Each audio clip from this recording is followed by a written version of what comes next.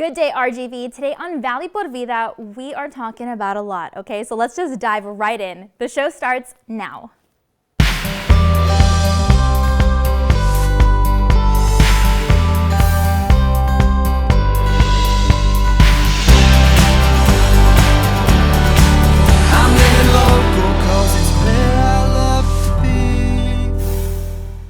Hi there, and thanks again for joining us today. I'm your host, Danielle Banda. Now, we're really excited to kick off today's show with an exciting story on Indian-American actress and a daughter of famed Bollywood producer Prashant Shaw. We're talking about Emily Shaw, and she's making a big name for herself with her recent global film. She's set to star in and executive produce the film Jungle Cry, which has a theatrical release internationally to various countries across the globe. The film also will be streamed on various platforms this month and accounts for the true story of a young team of rugby players who grow up in India but made worldwide history after winning the 2007 Rugby Nations Cup in England. So we went ahead and caught up with Emily for details on why this is such an amazingly meaningful production, as well as to learn a little bit about her other work in the Bollywood, Hollywood production film industry. Go ahead and check it out.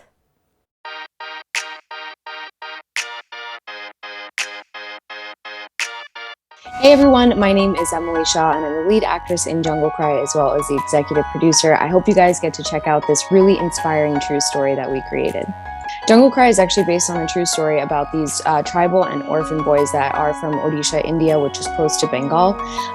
They have literally come from some of the poorest families. I'm talking about families that make about 10 cents a day, who can't really provide a lot of food to their children and to, the rest of the community. So they actually started Dr. Samantha actually started a school called Kalinga Institute of Social Sciences, where he brings in these children from these very impoverished families, and he takes care of them in the sense of educating them, housing them, clothing them, feeding them, et cetera, and he does it year-round for free. And so he's been able to, start this institute with 30 students, and now he's got over 30,000 students that he does this with. And so it's a really, really inspiring story about him, as well as Paul Walsh, who owns the organization called Jungle Pros and Khelo Rugby. Khelo means play in Hindi.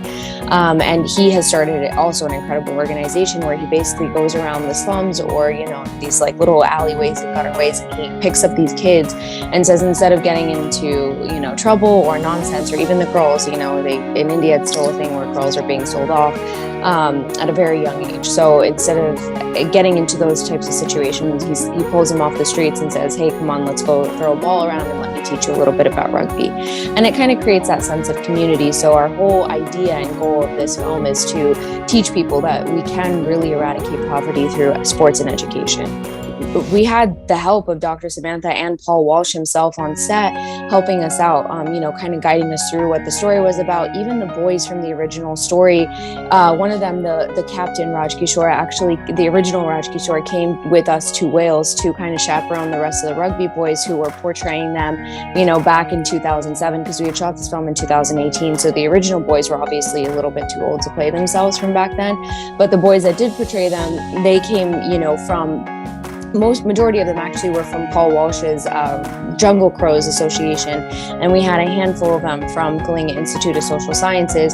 But all these boys that you see on camera are actually not actors. They're original rugby players, and we taught them how to act. But you would never be able to tell when you watch them on camera, because they have such charisma and they're so natural in the way that they are acting and portraying these original rugby players. So yeah, we were able to get everybody on board, and having that authentic essence of those boys, of them being so raw and so kind of carefree on camera, really helped that rawness of the film. So I always wanted to work in Bollywood, and I wanted to work in Hindi cinema.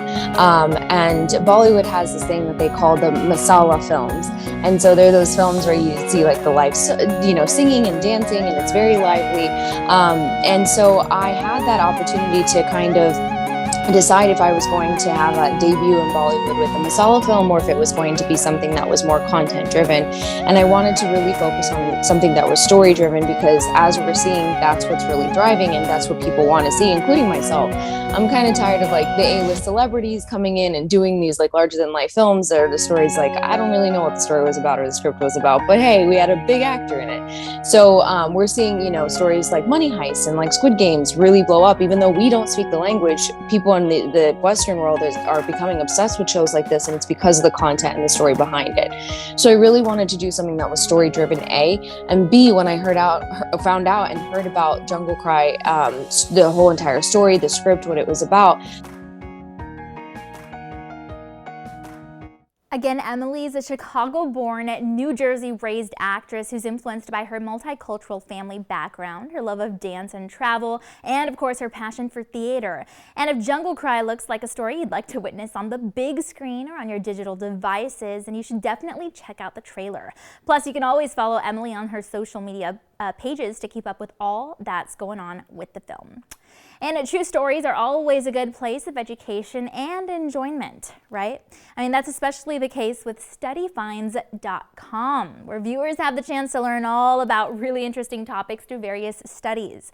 Take a look at some of these topics that they've covered so far and see just how intriguing they are.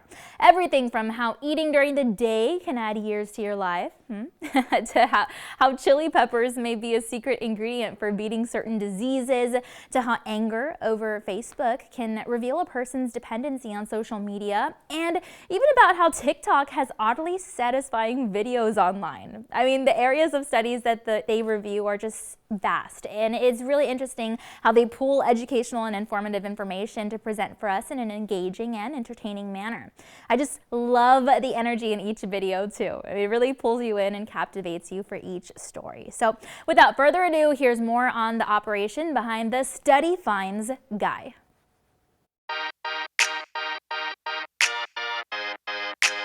We see these studies being shown on the news in our favorite magazines all over the place every day. And I'm not sure that people realize that there are hundreds and hundreds of these being released every day by research institutions, by universities, even by local universities you probably don't realize right in your own neighborhood.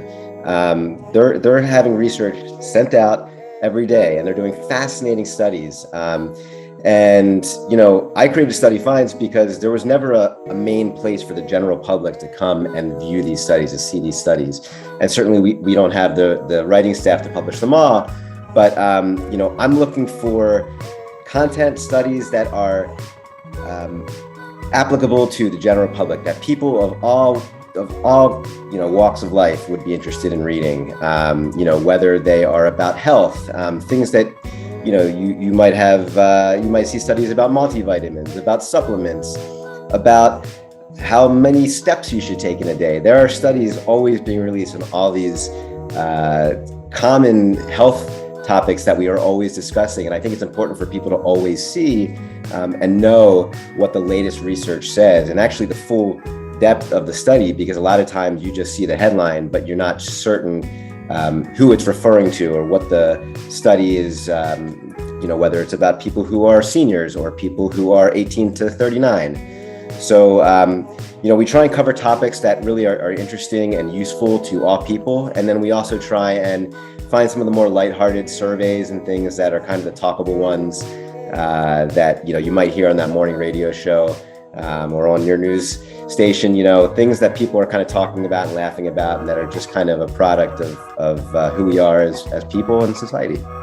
And the way I try to address these when we put these out to the public is I react to these. I write what I do online at the Study Finds guy on YouTube as I'm reading these, just like somebody would if they were reading it.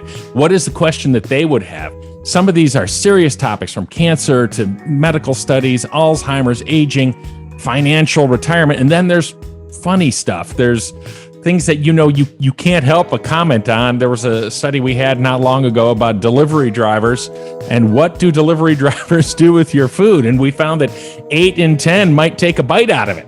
So, you can't really go past that without reacting to it. So We do present these. We think people will find it interesting, sometimes funny, sometimes very serious, and something that they do want to follow, especially if you have somebody in your life that's dealing with some of these medical issues.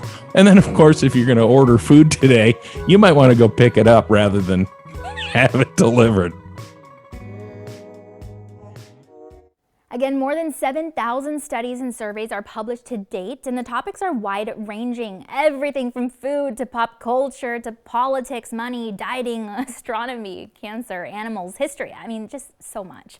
And the Study Finds guy is doing a great job at making sure we understand this information, but he's doing it in a super fun and memorable way. So be sure to check them out on social media to keep up with their latest videos. We'll give you a chance to look up, through some of their studies and research. But for now, it's time to take a commercial break, and then we've got to look at your local weather updates. But stay tuned, because Valley Puerto Vida is going to be right back. And we'll talk different ways that you can keep your home and your family safe with wildfire preparedness tips. We'll also break down some of the other ways that you can mark things off your checklist for emergencies. That info, plus more, when we return.